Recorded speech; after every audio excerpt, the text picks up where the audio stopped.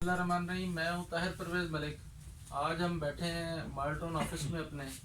हम weekly discuss करते हैं अपने पूरे केसेस को, जो एक हफ्ते में हमने इस हफ्ते में जो प्रोग्रेस होती है, तो हम अपने यंग दोस्तों के साथ जो हमारे ऑफिस में एक्टिवली मेरे साथ अभी काम कर रहे हैं, ये इरफान आज़ाद साहब हैं, अब्बास साहब हैं, अली रज़ा साहब हैं। अदर अब्बास साहब सिविल का काम करते हैं हमारे लिए, और ये उमर नसीर साहब हैं। तो हम ये कोशिश करना चाह रहे हैं कि कम से कम हर वीक हम जो है वो आपस में जो भी गुफ्तगू हम रूटीन में कर रहे होते हैं, तो वो ताकि उसमें बहुत सारे लोग शामिल हो सकें हमारे, और कोई ना कोई मौजू जो है वो हमारा यकीनन होता है जब हम बैठते हैं। तो मैं यही एक्सपेक्ट करूँगा कि हम तो एक फार्मली गुफ्तगू कर रहे हैं, और उस गुफ्तगू को आप लोग भी उसी तरह, इससे अगर कुछ लर्निंग हो सकती है तो उसको देखें।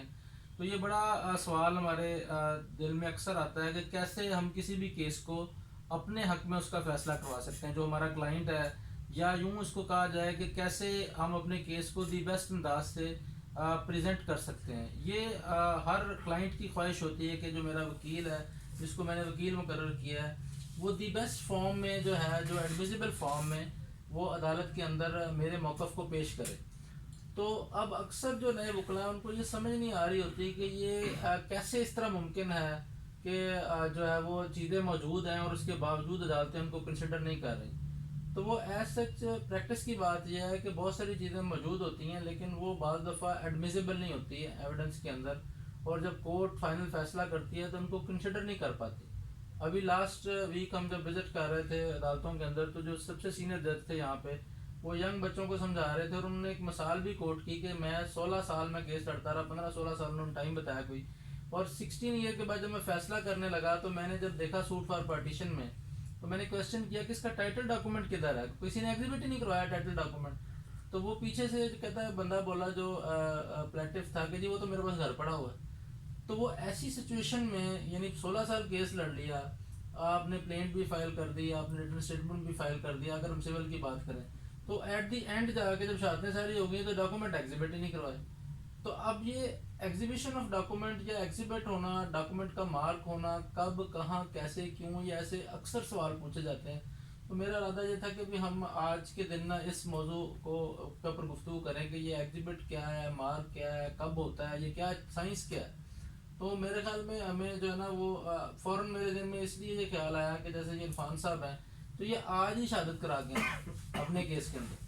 तो वो मेरे दिन में ये भी आइडिया था कि भी हम इरफान साहब ज़्यादा अच्छे फैक्ट्स बता सकते हैं। किसी भी केस के दो पहलू होते हैं, एक फैक्चुअल एस्पेक्ट होता है, एक लीगल एस्पेक्ट है। तो ये जो प्री ट्रायल वर्किंग है, एक ट्रायल है, फिर एक प्री ट्रायल है, एक ट्रायल है, एक पोस्ट ट्रायल।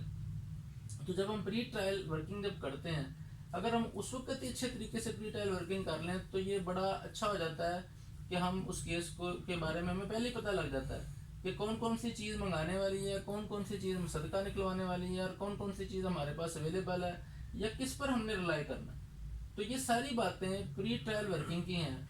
तो मैं, मेरे ख्याल में, मैं इरफान से पहले पूछता हूँ कि आप थोड़े से फैक्ट्स बता दें जिस केस में आप आज शहादत करवा के आए, कि वो एक्चुअल फैक्ट क्या थे।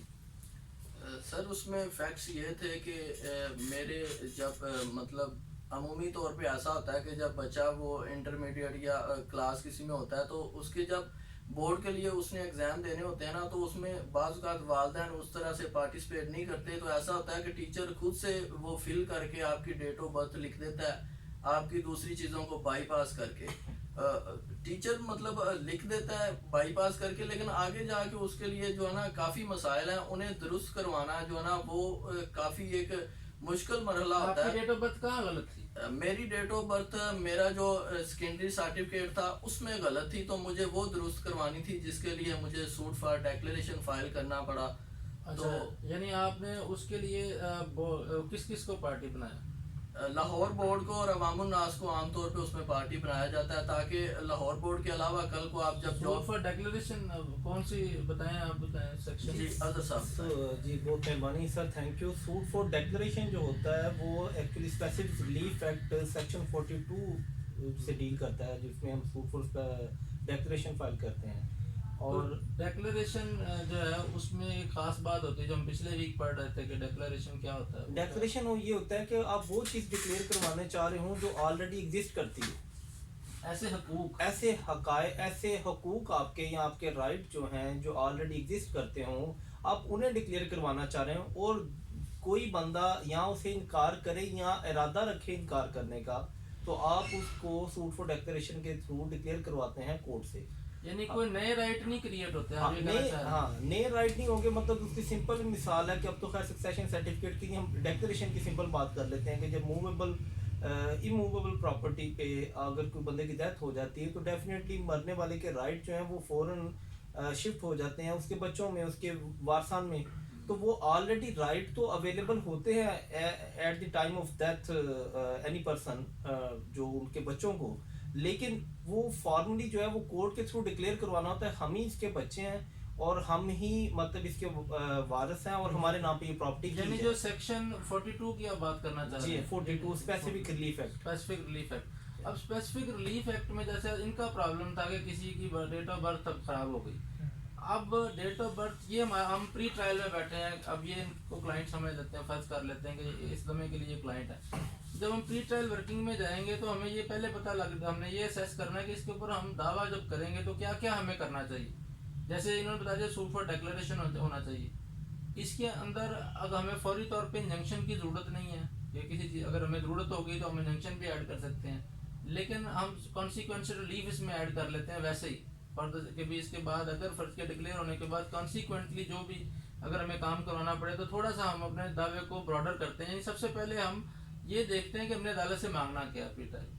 फिर दूसरी बात यह है कि हम इन चीज़ों की सॉर्टिंग करें। अब हमारा जो कि एक्सक्लूसिव मौजू एग्जिबिट और मार्क और डॉक्यूमेंट और शहादत और उसको कैसे करवाना है, इसलिए मैं उस पर कन्फाइन रहता हूँ कि फिर हमने यहाँ इनसे इंटरव्यू किया हमने कि भाई आपके पास कौन सी ऐसी चीज़ है जो आपके जो एक्चुअल डेट ऑफ बर्थ है उसको आप लाइन अप करें। तो इन्होंने वो जो एक्चुअल जो चीज़ थी इनके पास वो कौन कौन सी चीज़ थी जो आप समझते थे, क्योंकि दो ही शहादतें हैं, या ऑरल होगी या डॉक्यूमेंट्री होगी, तो आप डॉक्यूमेंट्री शहादतें कौन सी आपके मौजूद थी जहाँ करेक्ट थी? सर प्री ट्रायल वर्किंग का आपने जिक्र किया, तो प्री ट्रायल वर्किंग से ही हम पहले तो लुकस स्टैंडर्ड देखते हैं कि किसी सूट में जाने के लिए हमारे पास लुकस स्टैंडर्ड क्या है। तो ये चीजें जब हम देखेंगे तो उसमें स्पेसिफिक आंसर देना कि अगर कौन कौन सी थी मेरा नाम ताकि कन्फाइन में उस बात पे। सर मेरा नादा रिकॉर्ड दुरुस्त था, लेकिन मेरा जो एजुकेशनल रिकॉर्ड था उस सारे खराब था या एक खराब था? इसमें स्पेसिफिक मैटर की जो सनत होती है उस पर क्योंकि कोर्ट हुई होती है डेट ऑफ बर्थ, तो ये ज्यादा वेरी करती है। बाकी जब मैं आपसे सवाल जो पूछना था तो आपने उसको आंसर करना है कि आपके जो डॉक्यूमेंट्स हैं जी उनमें से कौन से ऐसे डॉक्यूमेंट्स थे जहाँ वो सही थी? सर उसमें मेरा जो नादरा आईडी कार्ड था उस पर दुरुस्त थी, मेरा पासपोर्ट था उस पर दुरुस्त थी, और इसके अलावा मेरा ड्राइविंग लाइसेंस था उस पर मेरी डेट ऑफ बर्थ दुरुस्त थी। अच्छा, ये हमने ना ये चीज़ें सॉर्ट कर ली, सॉर्ट आउट कर ली। यही चीजें जो ये बता रहे हैं ये एग्जिस्ट करती थी ये इनका राइट एग्जिस्ट करता था, लेकिन कुछ लोग या कोई फोरम या कोई एक इदारा उसे नहीं मान रहा था, वो गलत था। अब ये वही चीज डिक्लेयर करवाने चाह रहे थे कि मेरा ऑलरेडी डेट ऑफ बर्थ जो CNIC के मुताबिक और नादरा रिकॉर्ड के मुताबिक, बर्थ सर्टिफिकेट के मुताबिक और लाइसेंस जो मैंने ड्राइविंग लिया उसके मुताबिक ऑलरेडी एग्जिस्ट करती कि वो सम कोई ना कोई डेट ऑफ बर्थ थी, लेकिन अनफॉर्चुनेटली जो उनकी डेट ऑफ बर्थ थी वो गलत लिखी थी। सादा सी बात इतनी सी है कि कुछ डॉक्यूमेंट ऐसे एग्जिस्ट करते थे जो कि हमारे पास अवेलेबल थे, जिससे पता लगता था कि हमारी डेट ऑफ बर्थ ठीक है।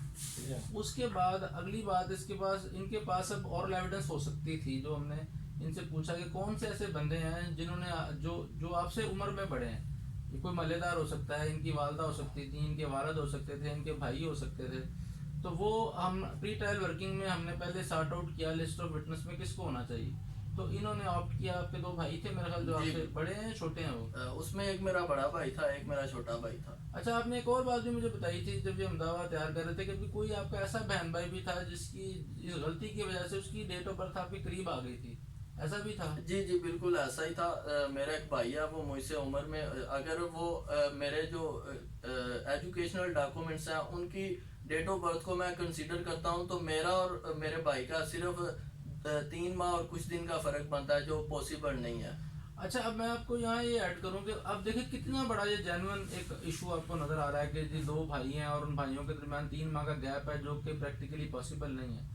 लेकिन अदालत ने जब किसी भी केस में किसी डॉक्यूमेंट को वेटेज देनी है या वेटेज नहीं देनी है तो उनके पास जो टच स्टोन है वो QS हो। अब अक्सर लोग कहते हैं कि हमें किसी चीज़ की ज़रूरत नहीं है, कोई साथ हम डॉक्यूमेंट टेंडर ना करें, कोई और एविडेंस ना दिखाएं, यही 2 कागज़ जज को जाकर जुबानी बता देंगे तो वो जज साहब जो है वो कैसे मुमकिन है कि हमारी बात ना सुने। तो ये प्रिजम्पशन है एक लेमैन की। जो एक वकील है वो चाहता है कि मेरे केस को मेरी मर्जी के मुताबिक फैसला हो, तो एक्चुअल उसका काम ये है कि पहले तो प्लीडिंग सही करे, और प्लीडिंग के बाद जब वो एविडेंस करवाने के लिए जाए तो वो जो चीज़ें उसको फेवर करती हैं वो उसको चाहिए कि वो उनको इस तरह से डॉक्यूमेंट को रिकॉर्ड का हिस्सा बनाए कि कल को वो जो कानून शहादत के मुताबिक एडमिजिबल हो जाए, और वो जो है जज साहब उनके ऊपर काबिल खाल शहादत उनको कंसिडर करते हुए उनको वो जो है वो एक्सेप्ट कर लें। यानी डॉक्यूमेंट का एग्जिबिट लगना एक और अमल है, और उस एग्जिबिटेड डॉक्यूमेंट को कल उसके अंदर जो फैक्ट्स हैं उनको साबित करना या उसके कंटेंट्स को साबित करना वो भी हमारी जिम्मेदारी। यानी अगर हम डेप्थ में जाके अगर पढ़ेंगे तो इस तरह हमें डॉक्यूमेंट्स बाइफरकेट होते नजर आएंगे। एक बहुत से डॉक्यूमेंट जो है वो हम कहते हैं जी उनकी दो कैटेगरीज